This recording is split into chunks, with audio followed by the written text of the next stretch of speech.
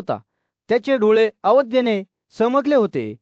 तो बऱ्याच काळापासून मधूचा मारेकरी कृष्णाचा शत्रू होता आणि आता तो त्याला लढाईत आव्हान देण्यासाठी आला होता. शिशुपालाने घोषित केले, मी तुझ्याशी लढेन. कृष्ण आणि मी आज सर्व पांडवासह तुझा पराभव करेल. त्यांनी राजा म्हणून तुझी पूजा केली आहे, परंतु तू एक गुलाम आणि दुष्ट आहेस. कृष्णाने उत्तर देण्याची वाट पहा. सभा शांत झाली. कृष्ण शांत आणि शांत उपस्थित राजाशी हलवारपणे बोलला. त्याने त्यांना आठवण करून दिली की शिशुपाल बऱ्याच काळापासून त्याच्या बाजूला एक काटा होता. जेव्हा त्याला वाटले की कृष्ण दूर आहे, तेव्हा त्याने द्वारका जाळला. त्याच्या वडिलांच्या यज्ञासाठी दिलेला बलिदानाचा घोडा तोडला आणि सौर्यांच्या देशात जात असताना अक्रूराच्या पत्नीचा अपमानही केला. या दुष्ट व्यक्तीने माझ्या विरुद्ध अनेक गुन्हे केले आहेत. कृष्ण म्हणाला, आणि आता मी तुझ्या उपस्थितीत त्याचा अंत करीन. कृष्णाच्या शब्दाने भारावून गेलेल्या राजाने शिशुपालाला त्याच्या कृतीबद्दल फटकारायला सुरुवात केली, परंतु शिशुपाल अविचल हसला आणि स्वतःच्या बचावासाठी बोलला. त्याने असा दावा केला की त्याने फक्त कृष्णाच्या सामर्थ्याची चाचणी घेण्याचा प्रयत्न केला होता आणि मधूचा वध करणारा राजा म्हणून पूजनीय नव्हता. शिशुपाल म्हणाला, जर तुम्हाला वाटत असेल तर मला माफ करा, पण हे कृष्ण तुम्ही माझे काय करू शकता. त्याचे मन तयार झालेल्या कृष्णाने असुरांच्या अभिमानाला कमी लेखणाऱ्या शक्तिशाली सुदर्शन चक्राचा विचार केला. त्याने ते आपल्या हातात घेतले आणि सभेला सांगितले, या माणसाने माझ्या विरुद्ध 100 गुन्हे केले आहेत आणि आता त्याचा आकडा घडलेला आहे. मी त्याला तुमच्या सर्वांसमोर ठार करी. या शब्दांनी कृष्णाने आपली चकती शिशुपालावर फेकली. त्याला प्राणघातक अचूकतेने मारले. तो पराक्रमी राजा मेघगर्जनेने तरबलत असलेल्या डोंगरासारखा जमिनीवर पडला. त्याचे शरीर तुटले होते आणि त्यातून एक प्रचंड शक्ती उगम पावली, ज्याने कृष्णाची पूजा केली आणि त्याच्या शरीरात प्रवेश केला. सभागृहाचा थकाप उडाला, कारण त्यांनी यापूर्वी असे काहीही पाहिले नव्हते. आकाश काळे झाले आणि मेघगर्जनेसह पावसाच्या श्री कोसळल्या. उपस्थित राजे शांततेत स्तब्ध झाले. काही जण रागाच्या भरात आपले तवे चोळत होते, तर काही जण रागाच्या भरात आपले ओठ चावत होते. पण गोंधळात एक विचित्र शांतता कृष्णावर स्थिरावली. तो उभा होता, याचे डोळे करुणेने चमकत होते. जेव्हा तो आतल्या ऊर्जेकडे पाहत होता, हळूहळू भानावर येत असताना त्यांना एक आश्चर्यकारक दृश्य दिसले. कृष्ण जो आता शिशुपालाची शक्ती धारण करीत होता, त्याच्या सर्व वैभवात सूर्यासारखा चमकला. महान ऋषी आणि ब्राह्मणांनी केशवाची स्तुती केली. त्यांची अंतःकरणे भरून गेली. राजसूय यज्ञ पूर्ण झाल्यानंतर पांडवांना मोठे भाग्य मिळवून देणारा एक महत्वाचा प्रसंग युधिष्ठिरचा पूज्य ऋषी आणि आजोबा व्यास दरबारात आला. राजा त्याच्या भावांनी वेढलेला पूज्य ऋषीला श्रद्धांजली वाहण्यासाठी त्याच्या आसनावरून उठला. त्याला त्याच्या पायांसाठी पाणी आणि सोन्याने कोरलेल्या गालिच्यावर आसन दिल्यारामात बसलेल्या व्यासाने आपल्या खऱ्या सुरात बोलण्यास सुरुवात केली. हे कुंतीपुत्र, तू सद्भाग्याने वर आला आहेस, ज्याने मिळवून एक कठीण असलेले साम्राज्य मिळवले आहे. तुझ्या समृद्धीमुळे सर्व कौरवांना यश मिळाले आहे. त्यानंतर त्याने त्यांची रजा घेऊन जाण्याची इच्छा व्यक्त केली, जी युधिष्ठिराने दिली होती. तथापि जाण्यापूर्वी व्यासाने एक गूढ संदेश दिला, जो राजाला येणाऱ्या काही दिवसांसाठी त्रास देईल. हे राजांचे राजा, तो म्हणाला, त्या वर्षी त्या दृष्टांतांचे भयंकर परिणाम होतील, ज्याचा शेवट नाशात होईल, ज्यामुळे तू एकमेव कारण होशील. हे भरत, भीम आणि अर्जुनाच्या सामर्थ्याने जगातील एकत्रित क्षत्रियांचा नाश होईल. तुला एक स्वप्न दिसेल, जिथे निळ्या गळ्याचा भाव त्रिपुराचा मारेकरी मानवी कवटीतून पिऊन भयंकर आणि भयंकर होईल. युधिष्ठिर या शब्दांमुळे गोंधळून गेला, परंतु व्यासाने त्याला आश्वासन दिले की कोणीही काळाच्या प्रभावाच्या वर जाऊ शकत नाही. त्यानंतर ज्ञानी ऋषी आपल्या शिष्यांसह राजाला निरोप देऊन कैलास पर्वताच्या दिशेने निघालेल्यास निघून गेल्यावर युधिष्ठिर चिंतेत आणि दुःखात बुडून गेला. तो ऋषीच्या शब्दामागील अर्थाचा विचार करू लागला. त्यांच्या स्वतःच्या प्रयत्नांद्वारे नशीब टाळण्याचा काही मार्ग आहे का, असा विचार करू लागला. त्यानंतर राजाने आपले विचार आपल्या भावाशी सामायिक केले आणि उघड केले की त्याने प्रतिज्ञा केली होती, त्या वर्षी तो कुणालाही कठोर शब्द बोलणार नाही. त्याच्या नातेवाईकांच्या आधिपत्याखाली राहून सद्गुणाचे उदाहरण देईल. अजून जो नेहमीच तक्क बुद्धीचा आवाज होता, त्याने युधिष्ठिराला निराशेला बळी न पडण्याचा इशारा दिला. राजाचा निर्धार मात्र ठाम होता आणि त्याने आपल्या भावांना खात्री पटवली की ही प्रतिज्ञा त्यांच्या राज्यात शांतता आणि सुसंवादाने नवीन हेतूने पांडवांनी त्यांच्या भावाचे वचन पाळण्याचे वचन दिले. राजे दरबारातून निघून जात असताना युधिष्ठिर आणि त्याच्या भावाने शुभ संस्कार केले आणि त्यांच्या मंत्र्यांसह त्यांच्या राजवाड्यात प्रवेश केला. दरम्यान क्षितिजावर निर्माण होत असलेल्या वादाची जाणीव नव्हता. दुर्योधन आणि शकुनी विधानसभेत राहत राहिले का मोठ्या लढाईसाठी मंच तयार करण्यात आला होता, जी राजाचा पायाच हादरवून टाकेल आणि कौरवांच्या पतनाकडे नेईल. व्यासाची भविष्यवाणी सांगितली गेली होती आणि त्याचे परिणाम आता अपरिहार्य होते. पांडवांच्या भव्य सभास्थानात मोठा अभिमान आणि महत्वाकांक्षा असलेला दुर्योधन आपल्या शत्रूमध्ये राहत होता. तो अनेक वर्षांपासून पांडवांविरुद्ध गुप्तपणे कट रचत असलेला त्याचा धूर्त काका शकुनी याच्यासह सभागृहाभोवती फिरत होता. त्यांनी हवेलीचा शोध घेत असताना दुर्योधनाचे डोळे त्याच्या भिंतीवर सुशोभित केलेल्या आकर्षीय रचनेकडे आश्चर्याने खुंदावले. परंतु त्याच्या घाईत आणि अज्ञानात त्याने स्फटिक पृष्ठभागाला पाण्याचा तलाव समजले आणि आपले कपडे काढले. परंतु नंतर त्याला आपली चूक लक्षात आली. कमल फुलांनी सुशोभित स्फटिक पाण्याच्या तलावात तो पडला तेव्हा अपमान आणखी वाढला. त्याला वाटले की ती भक्कम जमीन आहे. पराक्रमी भीम आणि इतर पांडव दुर्योधनाच्या दुस्साहसांवर हसणे थांबू शकले नाहीत. पण राजकुमाराने त्याची थट्टा न करता आपल्या भावना उदासीनतेच्या मुखोट्या मागे लपवल्या. मात्र पांडवांचे वारंवार हसणे तो सहन करू शकला नाही, कारण ते त्याला हवेलीमध्ये नेव्हिगेट करण्यासाठी संघर्ष करताना पाहत होते. एके दिवशी ज्याला कोरडी जमीन वाटत होती ती ओलांडण्याचा प्रयत्न करत असताना दुर्योधनाचे डोके एका स्फटिक दरवाजावर आदळले, ज्यामुळे तो चकित आणि थरथर गेला.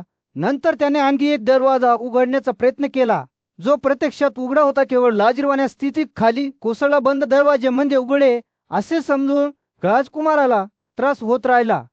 एका दुर्घटनेपासून दुसऱ्या दुर्घटनेपर्यंत तो अडखळत राहिला. पांडवाची रवानगी घेऊन दुर्योधन विधानसभेतून बाहेर पडता त्याचे हृदय हेवा आणि संतापाने भरून गेले. त्याने युधिष्ठिरच्या राजकीय बलिदानाची भव्यता आणि पांडवांच्या सभोवतालची समृद्धी पाहिली. त्याच्या स्वतःच्या हस्तिनापूर शहराची तुलना निस्तेज वाटत होती. त्याने पाहिलेल्या आणि भोगलेल्या सर्व गोष्टीवर चिंतन करत असताना राजाचे हृदय ईर्ष्येच्या जळत्या आगीत भस्मसात झाले. अंधारात तळमळत असताना त्याच्या शत्रूची भरभराट पाहणे त्याला सहन झाले नाही. त्याच्या दुःखात दुर्योधनाने सभागृह आणि युधिष्ठिरच्या अतुलनीय समृद्धीशिवाय कशाचाही विचार केला नाही. जेव्हा तो शकुनीला सोबत घेऊन हस्तिनापूरला परत जात होता तेव्हा दुर्योधनाचे मन आत्मक विनाशाच्या विचारांमध्ये गुंतलेले होते. तो त्याच्या काकाशी फारसा बोला नाही, ज्याने त्याची गैरसमजुती लक्षात घेतली आणि त्याला विचारले की तो इतका अस्वस्थ का दिसत आहे. पांडवांबद्दलची त्याची मत्सर आणि संताप किती खोलवर आहे हे उघड करताना दुर्योधनाची प्रतिक्रिया विषयाने भरलेली होती. मी उन्हाळ्यातील एक उथळ तलाव आहे, तो म्हणाला. त्यांच्या समृद्धीच्या आगीत कोरडी पडली आहे. मला अशी शाही संपत्ती मिळवण्याचा कोणताही मार्ग दिसत नाही. माझे प्रयत्न व्यर्थ आहे. नशीब सर्वोच्च आहे आणि मी केवळ एक नश्वर आहे. त्याचे स्वतःचे राज्य क्षीण होत असताना त्याच्या शत्रूंच्या समृद्धीचा विचार सहन करण्यास असमर्थ असल्याची कबुली दिल्याने दुर्योधनाचे शब्द निराशेने भरलेले होते. त्याने शकुनीला त्यांच्या वडिलांशी बोलण्याची विनंती केली. हस्तिनापूरच्या गजबजलेल्या रस्त्यांवर सूर्य मावळत होता. जेव्हा शकुनी एक चतुर आणि कुशल सल्लागार राजा धृतराष्ट्राचा मोठा मुलगा दुर्योधनाच्या जवळ आला, शकुनीचे डोळे तो भरू लागले. खोडून काढण्याच्या संकेताने चमकले. त्याचे शब्द मन वळवून वाहत होते. दुर्योधन माझा राजकुमार. त्याचा आवाज मन आणि गुळगुळीत होता. शकुनी म्हणाला, पांडूचा मोठा मुलगा युधिष्ठिर याचा तुम्हाला हे वाटू नये. पांडूच्या मुलांना चांगले भाग्य लाभले आहे आणि त्यांनी त्यांच्या स्वतःच्या गुणांमुळे राज्यात आपले स्थान मिळवले आहे. त्यांनी द्रौपदीला त्यांची पत्नी म्हणून झुपत आणि त्याच्या मुलांना मित्र म्हणून प्राप्त केले आहे आणि वासुदेव या पराक्रमी योद्धाने त्यांना जग जिंकण्यास मदत करण्याचे वचन दिले आहे. युधिष्ठिरच्या यशाचा उल्लेख केल्याने दुर्योधनाचा चेहरा काळपट झाला. त्याचे भाऊ युद्धात अधिक कुशल आहेत आणि त्यांच्या वडिलांना ते अधिक आवडतात हे जाणून त्याला नेहमीच असुरक्षिततेची भावना जाणवली होती. शकुनीला दुर्योधनाची निराशा जाणवली आणि त्याने त्यावर झेप घेतली. शत्रूंचा वध करता तू अगणित योजनांद्वारे पांडवांचा नाश करण्याचा प्रयत्न केला आहेस, परंतु प्रत्येक वेळी ते निव्वळ नशिबामुळे पळून गेले आहेत. तथापि तुझ्या मित्रांना किंवा इतर महान योद्ध्यांना धोक्यात आणता युधिष्ठिराला पराभूत करण्याचा मार्ग मला माहीत आहे. पुढे झुकताना दुर्योधनाचे डोळे आशेने चमकले. त्याचा आवाज उत्साहाने भरलेला होता. शकुनी मला सांग, मला त्याला पराभूत करण्याचा काही मार्ग आहे का? त्याने उत्सुकतेने विचारलेस कुणी हसला. त्याच्या डोळ्यात एक लाजाळू चमक. कुंतीच्या मुलाला फासे खेळण्याची आवड आहे, जरी त्याला चांगले कसे खेळायचे हे माहीत नाही. जर तुम्ही त्याला खेळायला सांगितले तर तो नकार देणार नाही याची मला खात्री आहे.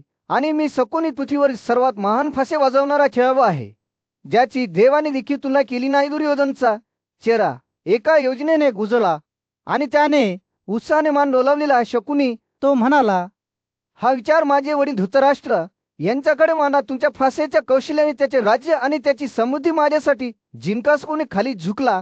त्याचे डोळे अपेक्षेने चमकले. याचा तुझ्या आज्ञेप्रमाणे मी करीन. तो म्हणाला, मी धृतराष्ट्रासमोर या योजनेचे प्रतिनिधित्व करेन आणि युद्ध न करता तुझ्यासाठी युधिष्ठिरचे राज्य जिंकून मी विजयी होणार या मला शंका नाही.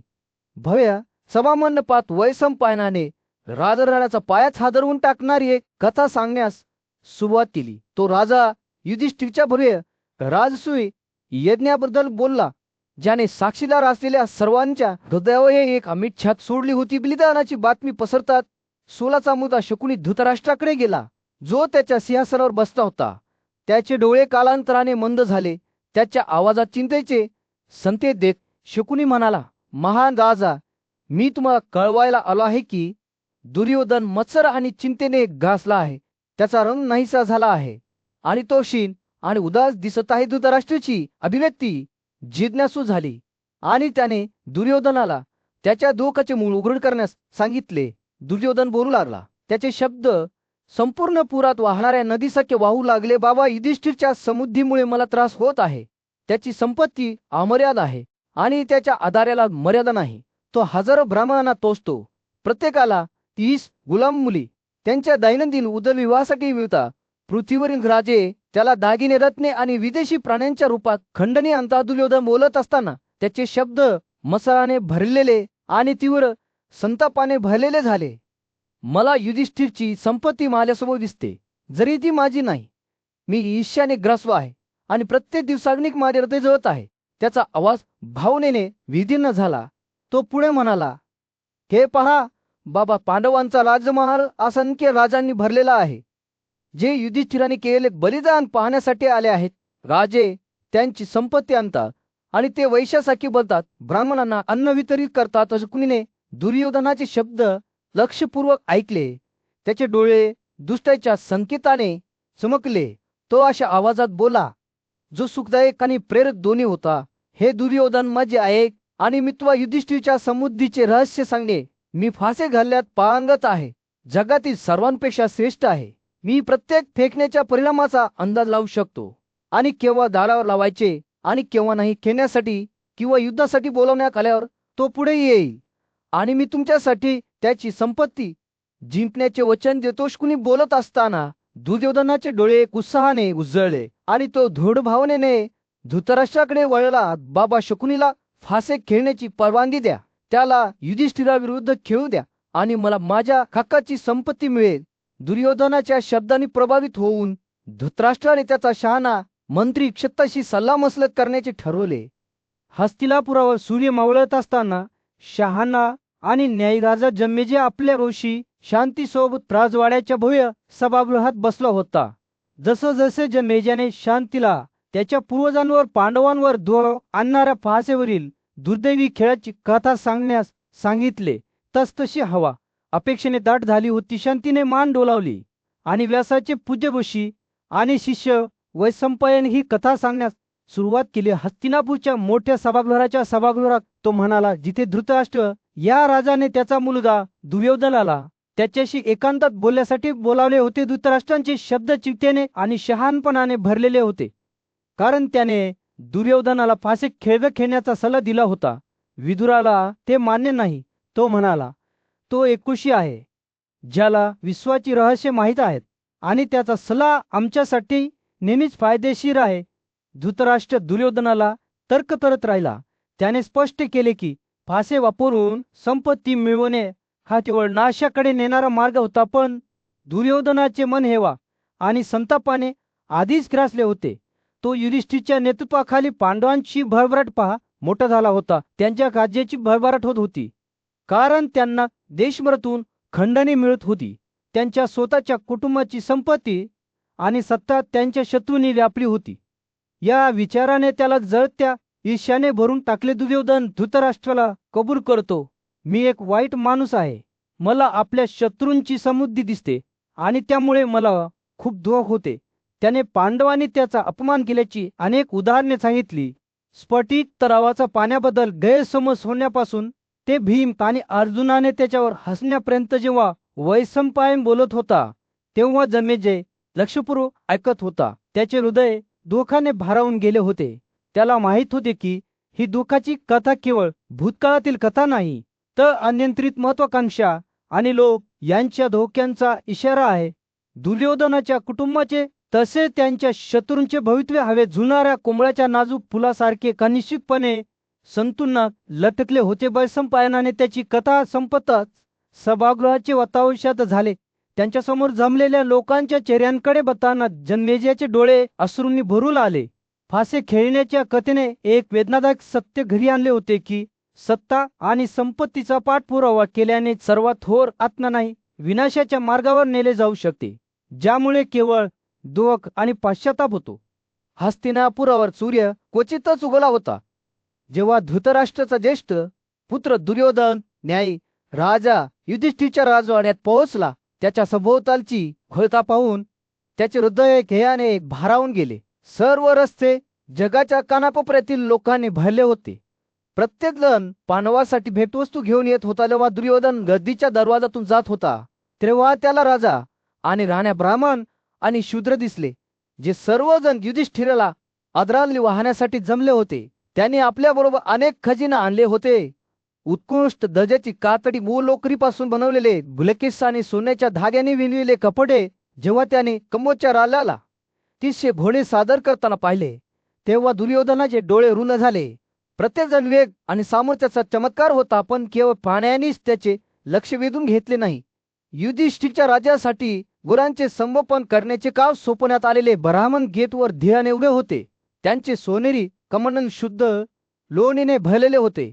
त्यांनीही भेटवस्तू आणल्या होत्या. करपासिका देशातील शेकडो हजारो सेवा करणाऱ्या मुली, प्रत्येकाचे सौंदर्य आणि अभिजातेचे दर्शन होते. दुर्योधनाने राजवाड्याच्या मैदानाचा दौरा सुरू ठेवला तेव्हा त्याने त्याच्या पुढे आणखी अनेक चमत्कार उलगडताना पाहिले.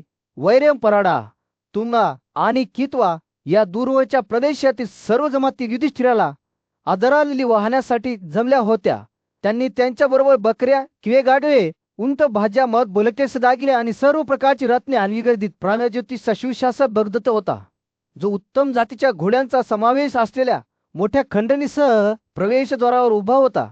परंतु त्याला देखील प्रवेश करण्यास नकार देण्यात आला. त्याला त्याच्या भेटवस्तू मागे सोडण्यास भाग पाडले गेले. हिरे आणि रत्ने सुशोभित हस्तिदंत असलेल्या तलवारीच्या वेळी आणखी राजे आणि राण्या येत होत्या. त्या दुर्योधन पाहत होता. प्रत्येक जण त्यांच्या स्वतःच्या अद्वितीय खजिन्यासह येत होता. वलिकातील लोकांनी 10,000 गाढवे भेट दिली, ज्यांना दिवसाला 200 मैल धावण्याचे प्रशिक्षण देण्यात आले होते. त्यांनी लोकरीचे आच्छादन, अवकू, हरणाची कातरी, तागापासून बनवलेले कपडे आणि कीटकांनी विणलेल्या धाग्यांनी विणलेले कपडे देखील आणले. जसा जसा दिवस पुढे सरकत गेला तसतशी दुर्योधनाची मत्सर वाढत गेली. त्याने पाहिले की युधिष्ठिराला जगाच्या कानाकोपऱ्यातून खंडणी मिळत आहे, तर त्याला स्वतः राजवाड्याची एक झलकरी नाकारली जात होती. तुक्ता, तुखारा, कांका आणि रोमा या दूरच्या देशातील जमाती त्यांच्या स्वतःच्या अद्वितीय भेटवस्तू घेऊन गेटवर जमल्या होत्या. त्या म्हणजे गोटे हाती, 10,000 घोडे आणि लाखो सोने. पण असे वाटत होते की प्रत्येकजण इतका भाग्यवान नसतो. पूर्वेकडील देशातील राजे, ज्यांनी दालीच्यासह मौल्यवान वस्तू भेट दिल्या होत्या. हस्तिनापूरच्या बाहेरील भागात दुर्योधन राजा युधिष्ठिरासमोर उभा असताना सूर्य चमकला होता.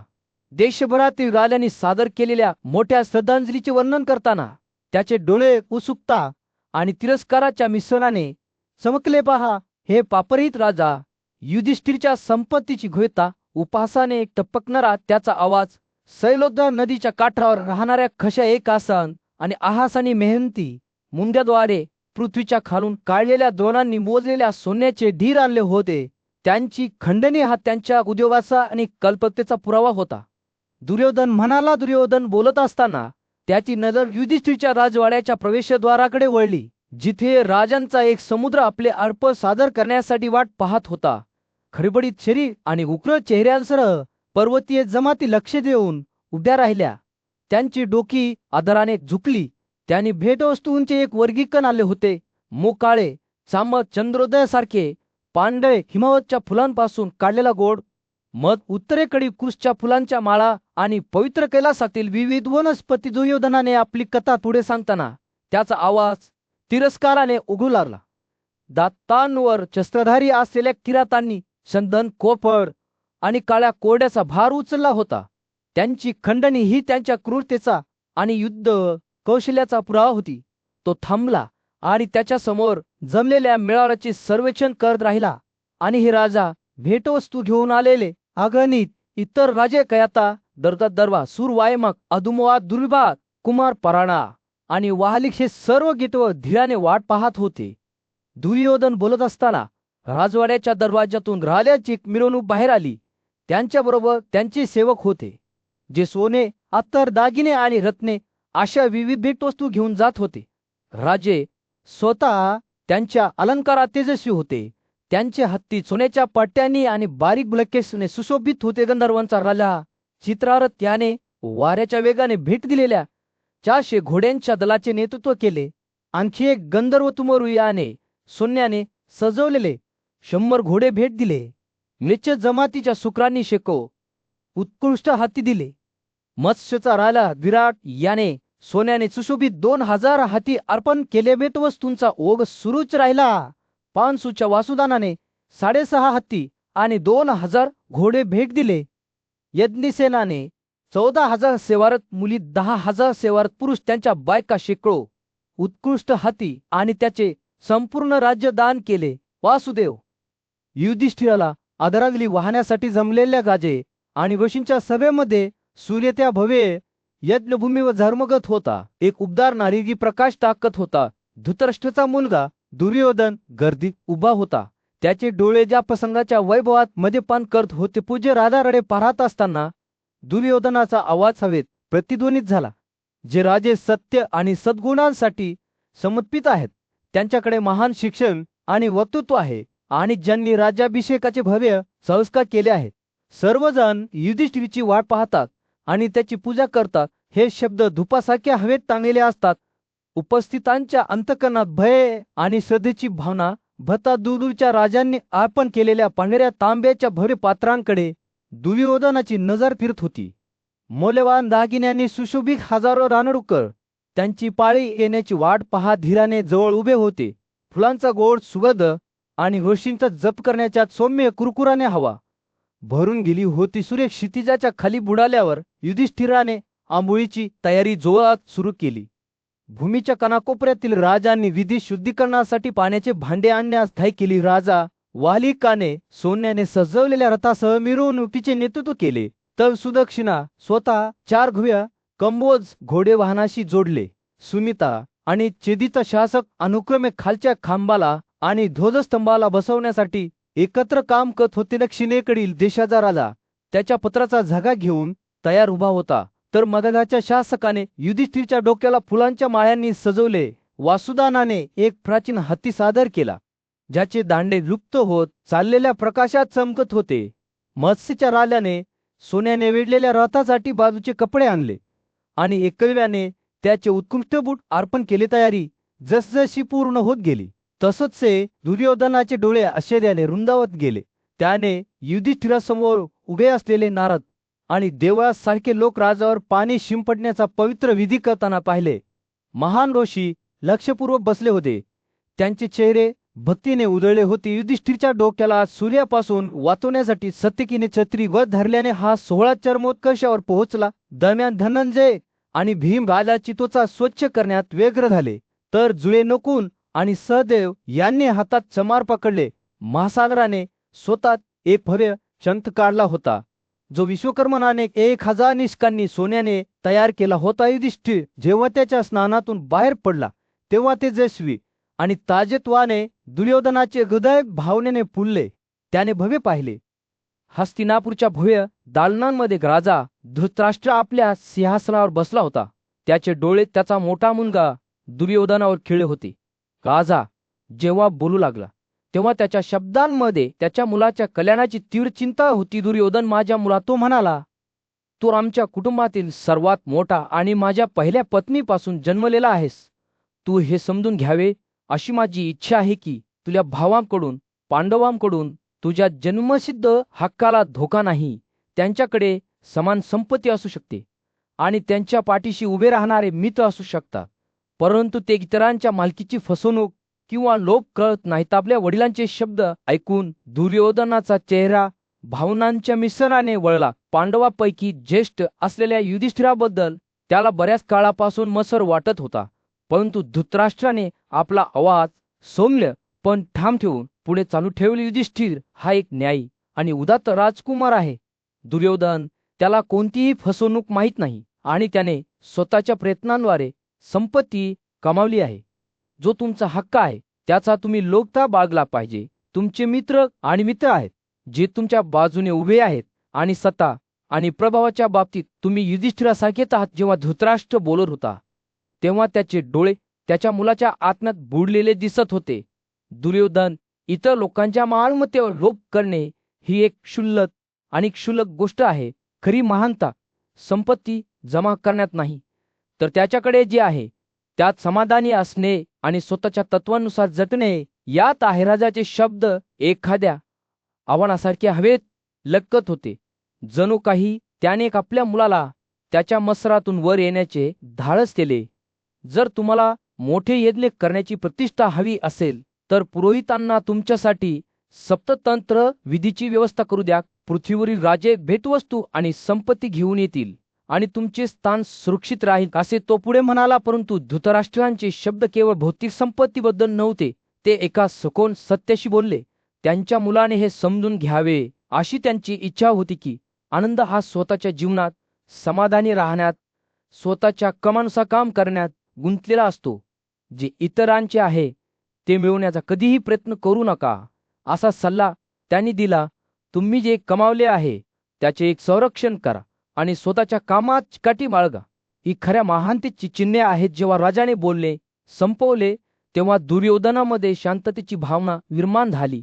त्याने आपल्या वडिलांकडे नवीन समजूतदारपणाने पाहिले, जणू त्याला पहिल्यांदाच पाहिल्यासारखे. धृतराष्ट्राच्या शब्दांनी त्याच्या मुलाच्या मनात असलेल्या मत्सराला दूर केले होते, ज्यामुळे जीवनात खरोखर काय महत्वाचे आहे याबद्दलचे सखोल सत्य उघड झाले होते. राजाचे शेवटचे शब्द आशीर्वादासारखे होते. भावांमधील पवित्र बंधक आणि कुटुंबात सलोखा राखण्याचे महत्त्व याची आठवण करून देणारे. दुर्योधन, तुझे भाऊ तुझी बाहू आहेत, तो हळुवारपणे म्हणाला. हस्तिनापूरच्या राज्यावर सूर्य मावळत होता आणि गजबजलेल्या रस्त्यांवर सोनेरी प्रकाश पडत होता. राजा धृतराष्ट्र आणि गांधारी यांचा मोठा मुलगा दुर्योधन आपल्या वडिलांसमोर भव्य सिंहासनाच्या खोलीत उभा होता. तो बोलत असताना त्याचे डोळे तीव्रतेने जळत होते. त्याचे शब्द सखोल आत्मविश्वासाने भरलेले होते. बाबा, दुर्योधन म्हणाला, मला माहित आहे की तुम्ही खूप शहाणे आहात आणि तुमच्या इंद्रिये तुमच्या नियंत्रणाखाली आहेत. तुम्हाला प्राचीन ऋषीचे ऐकण्याचा फायदा झाला आहे, ज्यांनी तुम्हाला त्यांचे ज्ञान दिले आहे. पण मला भीती वाटते की तुम्ही पांडव, आमचे चुलत भाऊ आणि शपथ घेतलेल्या शत्रूबद्दलच्या तुमच्या प्रेमामुळे प्रभावित होतात. तुम्ही तुमच्या शब्दांनी आम्हाला गोंधळात टाकता बाबा. आणि हे असे आहे की जसे की आम्ही एकमेकांशी बांधलेल्या दोन बोटींसारखे बांधलेले आहोत. दुर्योधनाचा आवाज उत्कटतेने उठला आणि तो पुढे म्हणाला, आपण हे विसरू नये की क्षत्रिय म्हणून आपले कर्तव्य आपल्या हिताचे रक्षण करणे हे आहे. कितीही किंमत मोजावी लागली तरी स्वतः बृहस्पतीने म्हटले आहे की राजे सामान्य लोकांपेक्षा वेगळ्या आचारसंहितेने बांधलेले असतात. आपण नेहमी सतर्क राहिले पाहिजे आणि इतर सर्व गोष्टींपेक्षा यशासाठी प्रयत्न केले पाहिजेत. आपण जी साधने वापरतो ती सद्गुणी किंवा पापी आहे की नाही हे महत्वाचे नाही, आपण विजयी होतो हे महत्वाचे आहे. पांडवांबद्दल त्याच्या शत्रूंबद्दल बोलताना दुर्योधनाचे शब्द विषारी झाले. कोण शत्रू आणि कोण मित्र मानले जाईल? तो हसला. तोच आम्हाला त्रास देत नाही का? आणि तरीही बाबा, तू मला आमच्या स्वतःच्या हितसंबंधांबद्दल आंधळा वाटतोस. आपण स्थिर असताना पांडवांना सत्तेत वाढू देण्यात तू समाधानी आहेस. दुर्योधनाचे शब्द दडपून राहिल्याने वातावरण तणावाने भरलेले होते. त्याचे वडील राजा धृतराष्ट्र शांत बसून त्यांच्या डोळ्यांनी त्यांच्या मुलावर लक्ष केंद्रित केले. हे स्पष्ट होते की तो त्याच्या मुलांवरील प्रेम आणि जे योग्य आहे ते करण्याचे त्याचे कर्तव्य यांच्यात फाटलेला होता. दुर्योधनाचा आवाज अधिक तीव्र होत गेला. त्याचे शब्द प्रवाहासारखे वाहू लागले. बाबा, पांडवांना पराभूत करण्याच्या आपल्या क्षमतेबद्दलच्या माझ्या शंकांचे निराकरण करण्यासाठी मी दृढनिश्चयी आहे. जोपर्यंत आपण त्यांची समृद्धी आपली असल्याचा दावा करत नाही तोपर्यंत मी विश्रांती घेणार नाही. आणि जर याचा अर्थ युद्धात जाणे असेल तर तसे होऊ द्या, कारण विजयाशिवाय जीवनाचे मूल्य काय आहे. सूर्य क्षितिजाच्या खाली बुडाला. त्याने सिंहासनाची खोली एका गडद आणि पूर्वग्रदिवशी प्रकाश टाकली. दुर्योधनाचे शब्द हवेत तरंगले, जे त्याच्या वडिलांसाठी एक आव्हान होते आणि त्यांच्या शत्रूविरुद्ध युद्धाची घोषणा होती. हस्तिनापूर राज्याचे भविष्य अधातरी लटकले होते आणि पुढे काय आहे हे फक्त वेळच सांगेल.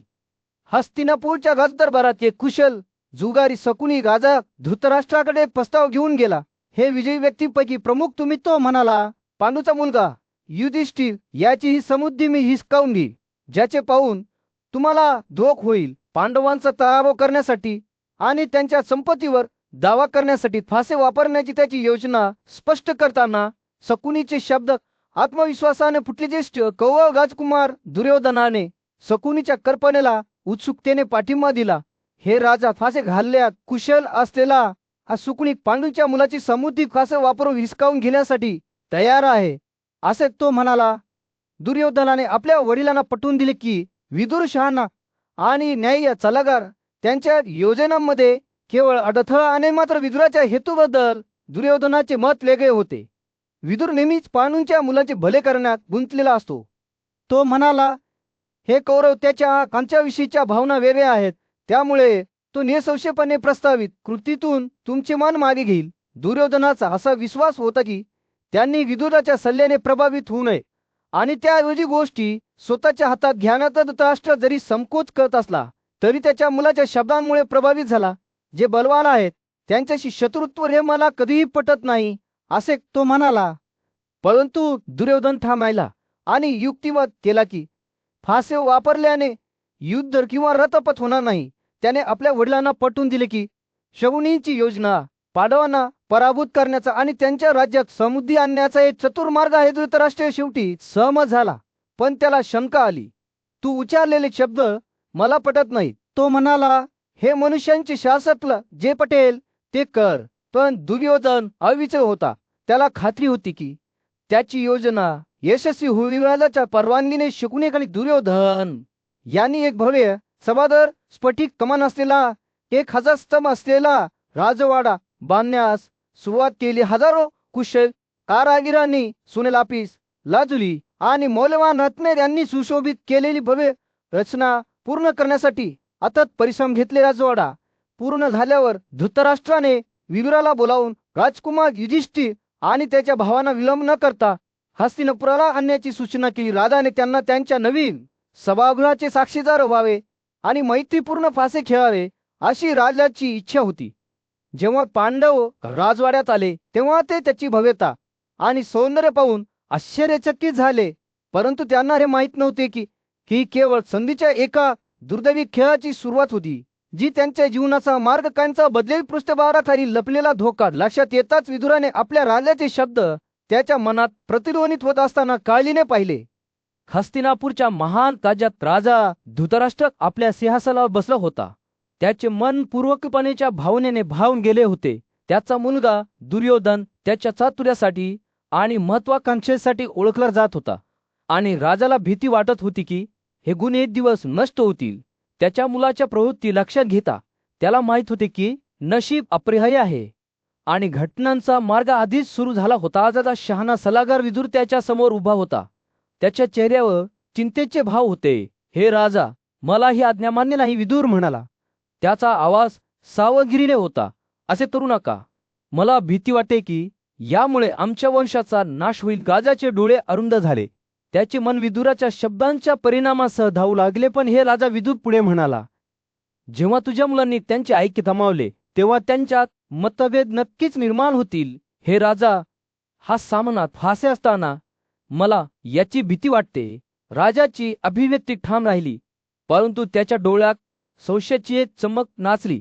त्याला माहित होते की नशिबाचे धागे आधीच गुंतवलेले होते आणि त्याचे परिणाम निश्चित नव्हते. विदुराने दिलेल्या इशाऱ्यापासून विचलित न होता राजाने आपल्या निष्ठावंत सेवकाला एक आज्ञा दिली. विदुर, माझ्या आदेशानुसार राजा युधिष्ठिराकडे जात आहे. कुंतीच्या त्या अजय पुत्राला लवकरच घेऊन ये, त्याने सूचना केली. त्याचा आवाज ठाम होता, परंतु निराशेच्या संकेताने कळला होता. शहाणा सल्लागाराने आज्ञाधारकतेने डोके झुकवले. हे जाणून की घटनांचा मार्ग आधीच सुरू झाला आहे. विदुर पांडवांच्या राज्याकडे निघाला तेव्हा राजाचे विचार भविष्याकडे वळले. त्याला माहीत होते की त्यांच्या घराचे भवितव्य अनिश्चितपणे अधांतर्य आहे आणि येणाऱ्या काळात केलेल्या निवडी इतिहासाची दिशा ठरवतील. जबाबदारीचा भार त्याच्यावर पर्वतरांगांसारखा पडला, परंतु त्याने पुढील आव्हानासाठी स्वतःला खंबीर केले. विदुर सत्य टेकड्यांमधून आणि हिरव्या जंगलातून प्रवास करत असताना निसर्गाच्या आवाजांनी त्याच्या विचारांना एक सुखदायक पार्श्वभूमी दिली. त्याने राजाच्या शब्दांचा विचार केला, त्याच्या निर्णयाचे फायदे आणि तोटे मोजले. त्यांच्या राज्याचे भवितव्य अधांतरी राहिले आणि बुद्धिमान सल्लागाराला माहीत होते की जर त्याला येणाऱ्या आपत्तीला रोखायचे असेल तर त्याला काळजीपूर्वक चालावे लागेल. प्रवास प्रदीर्घ आणि कठीण होता, परंतु विदुर आपल्या भावाप्रती कर्तव्य आणि निष्ठेच्या भावनेने प्रेरित होऊन पुढे सरसावला. अखेरीस अनेक दिवसांच्या प्रवासानंतर तो पांडवांच्या राज्यात पोहोचला, जिथे कुंतीचा मोठा मुलगा युधिष्ठिराने शहाणपणाने आणि करुणेने राज्य केले. विदुर राजवाड्याजवळ पोहोचला तेव्हा त्याला स्वतः राजा भेटला, ज्याने त्याचे स्मितहास्याने स्वागत केले. स्वागत आहे, थोर विदुर, युधिष्ठिर म्हणाला. त्याचे डोळे दयाळूपणे चमकले. एका दूरच्या प्रदेशात राजा धृतराष्ट्राचा शहाणा आणि सद्गुणी सल्लागार विदुर पांडवांच्या राज्याच्या प्रवासाला निघाला. त्याला त्याच्या राजाकडून निमंत्रण देण्याचे काम देण्यात आले होते, ज्याला पांडवांचा राजवाडा त्याच्या नव्याने बांधलेल्या राजवाड्याच्या भव्यतेची स्पर्धा करू शकेल की नाही हे पाहण्याची इच्छा होती. विदुर हस्तिनापूर शहराजवळ पोहोचताच त्याने राजा युधिष्ठिरच्या भव्य राजवाड्यात प्रवेश केला, जिथे स्वतः पश्चात राजाने त्याचे स्वागत केले. युधिष्ठिराला विदुराच्या आगमनाची उत्सुकता आणि काळजी वाटली. ज्याला काहीतरी गडबड असल्याचे जाणवले. राजाने विदुराला त्याच्या तब्येतीबद्दल विचारले आणि धृतराष्ट्राची मुले त्यांच्या वडिलांच्या राजवटीची आज्ञा पाळतात का याची चौकशी केली. विदुराने त्याला आश्वासन दिले की राजा आणि त्याची मुले आनंदी आणि समाधानी आहेत, परंतु त्याने असेही उघड केले की त्यांना धृतराष्ट्राने पांडवांना भर खेळाच्या सत्रात आमंत्रित करण्याची आज्ञा दिली होती. लुगार हा धोका आणि फसवणुकीने भरलेला मार्ग आहे हे जाणून युधिष्ठिर सुरुवातीला संकोच करत होता, परंतु विदुराने त्याला आश्वासन दिले की त्याला दिशाभूल करण्याचा त्याचा हेतू नव्हता आणि त्याला केवळ सल्लागार म्हणून आपले कर्तव्य पार पाडायचे आहे. त्याने युधिष्ठिराला शकुनी, चित्रसेन आणि इतरांसह कुख्यात जुगारांच्या उपस्थितीबद्दल इशारा दिला, जे त्यांच्या चतुराईसाठी आणि फासे कौशल्यासाठी ओळखले जात होते. आपल्या आक्षेपासूनही युधिष्ठिराने आपल्या राजाप्रती कर्तव्य आणि निष्ठेच्या भावनेने प्रेरित होऊन हे आमंत्रण स्वीकारण्याचे ठरवले. त्याने प्रतिज्ञा केली की जर त्याला जुगार खेळण्याचे आव्हान दिले गेले तर तो नकार देणार नाही, परंतु केवळ शकुनीने स्वतः सभासलाभरात आव्हान दिले तर त्यांच्या प्रवासाची तयारी कर. पांडव त्यांचे नातेवाईक आणि सेवकांसह हस्तिनापुरासाठी निघाल्या. मनानंतर कुरु लोकांनी त्यांचे मोठ्या जल्लोषात स्वागत केले, जे सुंदर पांडवांना पाहून खूप आनंदित झाले. राजाने स्वतः त्यांचे प्रेमाने स्वागत केले आणि आपल्या सुनेच्या थोड्या भेटीनंतर पांडव विश्रांतीसाठी त्यांच्या खोल्यामध्ये गेले. त्यांनी संगीत आणि मनोरंजनाने वेढलेल्या आनंदात आणि खेळात रात्र घालवली. दुसऱ्या दिवशी सकाळी ते लवकर उठले आणि विधानसभा सभागृहात प्रवेश करण्यापूर्वी त्यांची दैनंदिन भक्ती केली, जिथे जुगार खेळायला आलेले लोक त्यांचे स्वागत करीत होते. हस्तिनापुरात सूर्य उगवल्यानंतर पांडवांच्या कौशल्याची आणि कुरुच्या सर्वात कुख्यात जुगाऱ्यांच्या कौशल्याची चाचणी घेणाऱ्या भर खेळाच्या सत्रासाठी मंच तयार करण्यात आला होता. सामना सुरू होण्याच्या प्रतीक्षेत असलेले खेळाडू सभागृहाच्या आवारात जमले तेव्हा प्रेक्षकांची गर्दी मोठ्या प्रमाणात होती. पण जे विधी झाले त्यांच्यासाठी वैभव आणि भाग्याचे आश्वासनही तेवढेच होते. जसजसे फासे फिरले आणि पते हवेत उडत गेले, पांडवांना नशिबाच्या प्रलोभनाचा प्रतिकार करता आला की नाही हे वेळच चालेल. राजा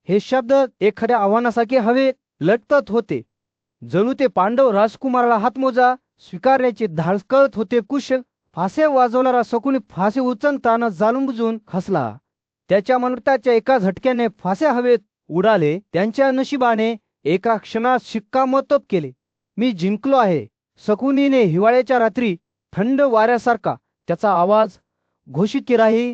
सभा दमशाक आणि कुकुरांच्या मिश्रणात फुटली. काही राजे निषेध म्हणून आपल्या पायावर उभे राहिले, तर काही जण धक्क्यात गोठून बसले. खेळ सुरू झाला होता आणि जोखीम कोणीही कल्पना करू शकत नव्हते त्यापेक्षा जास्त होती. राज्याच्या मध्यभागी संधीचा एक मोठा खेळ सुरू होता. पांडुपुत्रांपैकी सर्वात मोठा राजा युधिष्ठिर उभा होता. त्याचे डोळे दृढ निश्चयाने चमकले होते. त्याला स्वलाचा धूर्त आणि निर्दयी मुलगा शकुनीने आव्हान दिले होते, ज्याने पूर्वीचा हिस्सा अन्यायकारक मार्गाने जिंकला होता. युधिष्ठिराने ठामपणे पण दुःखाच्या भावनेने भरलेल्या आवाजात म्हटले, तू माझा हा दंड अन्यायकारक मार्गाने जिंकला आहेस, पण इतका अभिमान बाळगू नकोस.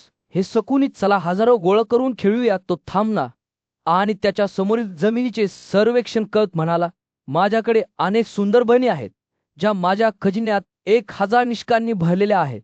अक्षय सोने आणि भरपूर चांदी आणि इतर खनिज. युधिष्ठिरच्या शब्दांवर शकुनीने उपहास केला, परंतु राजाने त्याच्या संपत्तीची गणना करणे सुरूच ठेवले.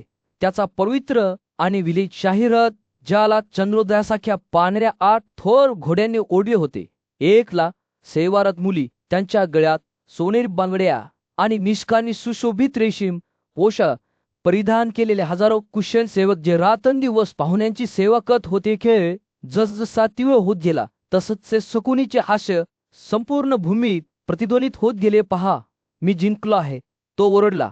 त्याचा आवाज द्वेषाने टपकला, पण युधिष्ठिराने हार मानण्यास नकार दिला. त्याने शकुनीला सोन्याच्या पट्ट्या आणि अलंकारांनी सुशोभित केलेले, सोन्याचे खांब आणि ध्वजकाठीने सुसज्ज असलेले उत्तम प्रशिक्षित घोडे आणि योद्ध्यांनी काढलेले त्याच्या गोंडस हाती देऊ केले, जे आश्चर्यकारकपणे लढले. तितिरी, कलमाश आणि गंधर्व जातीच्या घोड्यांची संख्या आणखी वाढत गेली. दागिन्यांनी सजलेल्या आणि एका मोठ्या युद्धानंतर चित्रार्थाने अर्जुनाला दिलेल्या घोड्यांची संख्या युधिष्ठिरची संपत्ती अमर्याद दिसत होती. 10,000 गाड्या आणि वाहने प्रमुख जातीच्या प्राण्यांना जोडलेली होती. प्रत्येक वर्गातून 60,000 शूर योद्धे निवडले गेले, जे दूध पित होते आणि चांगले तांदूळ खात होते. पण शकुनीने प्रभावित होण्यास नकार दिला. त्याने चेहऱ्यावरील दुष्ट स्मितासह फासे गुंडाळून अन्यायकारक मार्ग स्वीकारले. पहा, मी जिंकलो आहे. तो प्रत्येक वळणावर चिडला. युधिष्ठिराला स्वतःच्या नुकसानाने शिवीगाळ करत खेळाच्या अंतिम टप्प्यावर पोहोचताच राजाचा संयम क्षीण झाला. ताब्याच्या आणि लोखंडी पत्र्यांनी झाकलेले 400 निधी मौल्यवान दागिने जसा शेवटचा दंड ठोठावला जात होता, तसंच ते शकुनीचे हास्य आणखी जोरात वाढत गेले. पहा, मी ते जिंकले आहे, तो पुन्हा एकदा ओरडला. त्याचे शब्द श्रापासारखे संपूर्ण देशात प्रतिध्वनित होत होते. युधिष्ठिरचे डोळे पडले, त्याचे हृदय दुःखाने भारावून गेले, परंतु पापातरी त्याचा आत्मा अखंड राहिला. महान ऋषी वैशंपायन राजा धृतराष्ट्रासमोर उभे राहिले आणि त्यांची कथा सुरू केली. महाराज, ते म्हणाले, त्यांचा आवाज तात्रीच्या भावनेने भरलेला होता, मला तुमच्याशी तुमच्या मुलाच्या दुर्योधनाबद्दल बोलायचे आहे, जो अंधार आणि गोंधळ आणतो. राजाचे डोळे अरुंद झाले, परंतु वैशंपायन न डगमगता पुढे चालू राहिला. जेव्हा दुर्योधनाचा जन्म झाला, तेव्हा त्याने गात्री कोकिळासारखा आरडाओरडा केला, जणू नशिबानेच त्याला आपल्या महान भरत वंशाचा विध्वंसक म्हणून नियुक्त केले होते. मला माहीत आहे की महाराज, तुम्हाला हे ऐकण्याची इच्छा नसेल, परंतु हे एक सत्य आहे जे बोलणे आवश्यक आहे. वैशंपायनचे शब्द हवेमध्ये टांगलेले होते, ते पूर्व सूचनेने जड होते. राजा अस्वस्थपणे त्याच्या आसनावर बसला, पण वैशंपायन पुढे सरकला. तुमच्या मुलाचे भवितव्य ठेविले आहे. जसे डोंगरावर चढणाऱ्या मध गोळा करणाऱ्याचे नशीब त्याच्या अमुक इच्छेने आंधळे झाले आहे, त्याला वाट पाहत असलेला धोका दिसत नाही आणि म्हणून तो पडतो. ऋषीच्या शब्दांनी राजाच्या मनात एक स्पष्ट चित्र रेखाटले की शुक्रा यांचे शब्द युगानुयुगे प्रतिध्वनित होत असल्याचे वैशंपायनने उद्धृत केले. जे लोक परिणामांकडे लक्ष न देता आपल्या इच्छेचा पाठपुरावा करतात, ते डोळ्यांवर पट्टी बांधून अग्नीच्या खड्ड्यात चालणाऱ्या माणसांसारखे असतात. ज्याप्रमाणे यादवांनी कंसाला ठार मारण्यासाठी एकत्र येऊन आपल्या स्वतःच्या मुलाला आपल्या लोकांच्या भल्यासाठी सोडून दिले होते, त्या भोजनाबद्दल आणि अंधकांबद्दल ते बोलले. या शब्दामुळे राजाचे हावभाव गडद झाले. वैशंपायनला माहीत होते की तो इशारा आणि आरोप यांच्यातील एक बारीक रेषा चालवत आहे. जर तू अर्जुनाला दुर्योधनाचा वध करण्याची आज्ञा दिलीस तर त्याचा आवाज हलका आणि शांत होईल. असे म्हणत तो म्हणाला, कुरु आनंदित होतील आणि आमचे लोक पुन्हा एकदा शांततेत राहतील. राजाचे डोळे अरुंद झाले. पण वैशंपायन दाबून राहिला. कुटुंबाच्या फायद्यासाठी एखाद्या सदस्याचा बळी दिला जाऊ शकतो, गावाच्या फायद्यासाठी कुटुंबाचा त्याग केला जाऊ शकतो आणि स्वतःच्या आत्म्यासाठी संपूर्ण जग देखील शरण जाऊ शकते. हे शब्द राजाच्या बुद्धीला आव्हान म्हणून हवेत टांगलेले असतात. वैशंपायन महानासुराबद्दल बोला, ज्यांना काव्याने जन्माच्या वेळी जांबाला सोडून देण्यास उद्युक्त केले होते. त्याने त्या राजाची कथा सांगितली, ज्याने त्याच्या स्वतःच्या इच्छेने अंधे होऊन त्याला सोने आणणाऱ्या पक्ष्यांना मारले होते. आणि त्याने पुन्हा एकदा शुक्राचा उल्लेख केला, निमन करणाऱ्या वाऱ्यासारखी त्यांना त्यांच्या मुळांपर्यंत भाजू नका, ज्यामुळे सर्व काही काळ्या कोळशामध्ये रूपांतरित होते. राजाचा चेहरा दृढनिश्चयाच्या मुखवट्यात खेळलेला होता. पण वैशंपायनला त्याच्या डोळ्यात संशयाची क्षीण झालेली दिसली. ऋषींचे शब्द घरी आले होते आणि राजाला माहीत होते की त्याला एक पर्याय निवडायचा आहे. त्याचे अनुसरण करे. कौरवांच्या भव्य सभेत विदुर त्याचा राजा धृतराष्ट्रासमोर उभा राहिला आणि तातडीच्या आणि चिंतेच्या भावनेने बोलला, जुगार हे सर्व मतभेदांचे मूळ आहे. त्याने सुरुवात केली. त्याचा आवाज सावधीने जड झाला. यामुळे मतभेद निर्माण होतात आणि त्याचे परिणाम भयानक असतात. तो बोलत असताना जवळच बसलेल्या धृतराष्ट्राचा मुलगा दुर्योधनावर त्याचे डोळे पडले. त्याचा चेहरा उत्साहाने लाल झाला. दुर्योधनाच्या जुगाराच्या व्यसनाने त्याला अशा टप्प्यावर आणले होते जिथे तो त्यांच्या राज्याची संपत्ती आणि समृद्धीवर बेपर्वाईने पळ लावत होता. जणू स्वतःच्या क्रोधाने वेडा झालेला एक उग्र बैल त्याच्या कृतींच्या परिणामांपासून वाचण्याच्या व्यर्थ प्रयत्नात स्वतःचे शिंगे तोडत होता. विदुराचे शब्द आव्हानासारखे हवेत लटकत होते, परंतु दुर्योधन त्याच्या पुढे असलेल्या धोक्याकडे दुर्लक्ष करत होता. तणावपूर्ण मेळाव्याच्या दरम्यान सोवीच्या डोंगरागाजाचा धूर्त सल्लागार शकुनी शांतपणे बसला. त्याच्या डोळ्यांनी त्यांच्या समोर उलगडणाऱ्या खेळाकडे लक्ष वेधले. त्याला जुगाराच्या गडद कलांची चांगली जाण होती आणि त्याने दुर्योधनाला व्यापाराच्या युक्त्या शिकवल्या होत्या. विदुर बोलत असताना शकुनीची नजर धृतराष्ट्राकडे झरमत होती, जणू त्यांच्या कृतीसाठी परवानगी मागत होती. पण केवळ शकुनीच या लोक आणि महत्वाकांक्षेच्या भोवती अडकला नव्हता. पांडूचे पुत्र पांडवही उपस्थित होते. वाढत्या अस्वस्थतेसह पाहत होते की दुर्योधन त्यांची संपत्ती आणि त्यांचे भविष्य हिरावून घेत होता. 5 भावांमध्ये सर्वात मोठा युधिष्ठिर उंच आणि गर्विष्ठ बसला होता. त्याचे डोळे निलाराने चमकले होते, जे दुर्योधनाला या मार्गावर पुढे जाण्याचे धास करत होते. विदुराचे शब्द या प्रकरणाच्या केंद्रस्थानी धडकणाऱ्या चाकूसारखे तणाव दूर करतात. तुम्ही तयार केलेले हे आकर्षण केवळ गंभीर परिणामांना कारणीभूत ठरेल असा इशारा त्याने धृतराष्ट्राला दिला. तुम्ही शकुनीच्या सल्ल्याचे पालन करून आणि दुर्योधनाला त्याच्या बेपर्वाईच्या मार्गाचा पाठपुरावा करू देऊन स्वतः मोठे दुःख कारणत आहात. आणि तरीही विदुराच्या विनवणीनंतरही धृतराष्ट्र खालच्या दिशेने सुरू झालेला चरण थांबण्यास असमर्थ दिसत होता. सभागृहाचे लक्ष वेधून घेत असताना विदुर पांडवांना थेट संबोधित करण्यासाठी वळला. ऐकता हे शंतनूच्या मुलांनो, प्रतिपाचे वैशल त्याचा आवाज तातडीची जाणीव करून देत तो म्हणाला, दुर्दैवी दुर्योधनाच्या मागे लागलेल्या या भीषण अग्नीत शिरू नका. जेव्हा तो पाशांच्या नशेत असेल आणि त्याच्या कोणाला मार्ग दाखवेल तेव्हा तुमचा आश्रय कोण असेल? हा प्रश्न एका आव्हानासारखा हवेत लटकत होता, जणू ते त्यांच्या भोवती जमलेल्या गोंधाच्या शक्तीविरुद्ध उभे राहण्याचे धाडस करत होते. विदुराच्या शब्दांसमोर शकुनी त्याच्या आसनावरून उठला. त्याचे डोळे चमकले. हस्तिनापूरच्या राजवाड्याच्या भव्य सभागृहात दुर्योधन आणि विदुर यांच्यात जोरदार वाद झाला. तरुण राजकुमार जो त्याच्या उग्र स्वभावासाठी ओळखला जातो तो उंच उभा राहिला. त्याचे डोळे क्रोधाने उजळले. विदुर त्याने थुंकले, तू नेहमीच आमच्या शत्रूंची स्तुती करतोस आणि आम्हाला कवी लेखतोस. तुझ्या स्वतःच्या स्वामींनो, तुझी जीभ तुझ्या अंतःकरणाचा विश्वासघात करते आणि तुझे शब्द कोणत्याही तलवारीपेक्षा अधिक खोल होता. दुर्योधनाचा शहाणा आणि आदरणीय काका विदुराने आपल्या पुतण्याने केलेले आरोप शांतपणे ऐकले. त्याला माहित होते की दुर्योधन त्यांच्या चुलत भावंडांवर पांडवांवर सत्ता आणि सूड उगवण्याच्या इच्छेने प्रेरित होता. माझ्या प्रिय राजकुमार विदुराने सुरुवात केली. त्याचा आवाज स्थिर आणि मंद होता. मी नेहमी सत्य बोललो आहे.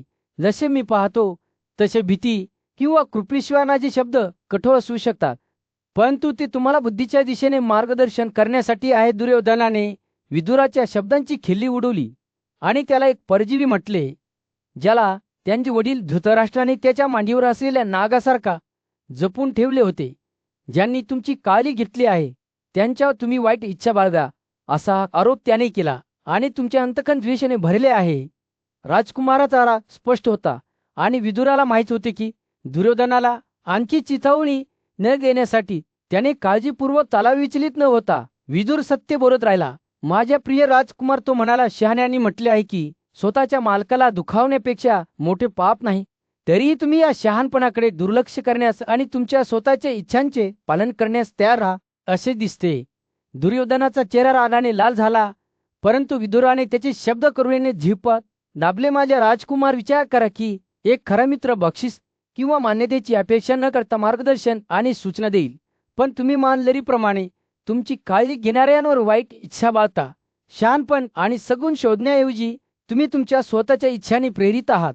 दुर्योधनाचा राग उकळत्या टप्प्यावर पोहोचला, परंतु विदुर ठाम राहिला. त्याचे शब्द राजकुमाराच्या हृदयाला खंजीरासारखी छेदत होते. वाद वाढत असताना विदुर धृतराष्ट्राकडे वळला. त्याचे डोळे चित्रे भरले. महान राजा, तो म्हणाला, या विषयावर तुमचे विचार आम्हाला सांगा. ज्यांनी तुमची विश्वासूपणे सेवा केली आहे त्यांना सोडून देणे तुम्हाला शहाणपणाचे वाटते का? म्हाताऱ्या राजाने विदुराचे शब्द लक्षपूर्वक ऐकले आणि एका क्षणासाठी खोली शांत झाली. विदुराचे शब्द धृतराष्ट्राच्या अस्वस्थ आत्म्यासाठी मलमासारखे होते. त्याला माहित होते की त्याचा मुलगा दुर्योधन सत्तेच्या आणि सोडाच्या इच्छेने प्रेरित होता, परंतु त्याला विदुराच्या शब्दांमधील शहाणपण देखील दिसले. माझ्या प्रिय काका, तो शेवटी म्हणाला, तुम्ही जसे पाहता तसे सत्य बोललात. मी तुमचे शब्द मनापासून घेईन आणि विनम्रता आणि सद्गुणांद्वारे मार्गदर्शित होण्याचा प्रयत्न करेन. चर्चेला उधाण आले. पांडूचा मोठा मुलगा युधिष्ठिर आणि धृतराष्ट्राचा धूर्त काका शकुनी यांच्यातील फासे खेळ पाहण्यासाठी राज्याच्या मोठ्या सभागृहात एक गंभीर सभा जमली होती. बाजी खूप मोठी होती, कारण विजेता केवळ संपत्तीच नव्हे तर पांडवांच्या जीवाचाही दावा करत असे शकुनीने लाजाळू स्मितहास्य करत युधिष्ठिराला शिवीगाळ करायला सुरुवात केली आणि त्याला विचारले की त्याच्याकडे अजूनही अशी कोणतीही संपत्ती आहे का जी त्यांच्याकडे गमावली गेली नाही. युधिष्ठिराने निर्लज्जपणे उत्तर दिले की त्याला माहित आहे की त्याच्याकडे अनेक ही संपत्ती आहे, परंतु शकुनी हे जाणून घेण्यासाठी इतका उत्सुक का आहे? फासे टाकू द्या. आणि प्रत्येक टेकल्याबरोबर दांडे अधिक उंच होतील. खेळ सुरू झाला आणि शकुनीने अन्यायकारक मार्गांचा वापर करून विजयानंतर विजयाचा दावा केला. तथापि युधिष्ठिराने हार मानण्यास नकार दिला. त्याच्या भावाला नकुल, सहदेव आणि आदी भीम या पराक्रमी योद्ध्यालाही एक एक करून अडवले. प्रत्येक पराभवासह सभा अधिक चिडलेली होत गेली, परंतु युधिष्ठिर ठाम राहिला. खेळ त्याच्या चरमोत्कर्षावर पोहोचताच शकुनीने एक अंतिम दांडा प्रस्तावित केला. द्रौपदी पंचालाची सुंदर राजकुमारी, जी युधिष्ठिरची पत्नी देखील होती. युधिष्ठिराने डोळ्यात अश्रू घेऊन तिला दांडा लावण्यास सहमती दर्शवल्यामुळे सभा भयभीत झाली. ती माझी संपत्ती आहे, तो म्हणाला, आणि मी तिच्यासाठी तुझ्याबरोबर खेळणार आहे. पुन्हा एकदा फासे फेकले गेले आणि शकुनीने विजयाचा दावा केला. सभेमध्ये गोंधळ माजला. वृद्ध सदस्य हताश होऊन ओरडले. भीष्म, द्रोण, कृपा आणि विदुर स्तब्ध होऊन बसले. त्यांचे चेहरे दुःखाने फिकट झाले. धृतराष्ट्र मात्र आनंदित झाला. त्याचे डोळे उत्साहाने चमकले आणि त्याने वारंवार हा दंड जिंकला आहे का असे विचारले. युधिष्ठिरच्या पराभवाची बातमी पसरता सभा गोंधळात पडली. उपस्थित राजे रडू लागले. तर कर्ण आणि दुःशासन मोठ्याने हसले. त्यांचे चेहरे क्रूर आनंदाने वळले. निराशेच्या या क्षणी युधिष्ठिरच्या नशिबावर शिक्कामोर्तब झाले. त्याने सर्व काही गमावले होते, त्याची संपत्ती, त्याचे भाऊ आणि आता त्याची पत्नी देखील. हस्तिनापूरच्या भव्य सभागृहात धृतराष्ट्राचा मोठा मुलगा दुर्योधन त्याच्या सिंहासनावर बसला.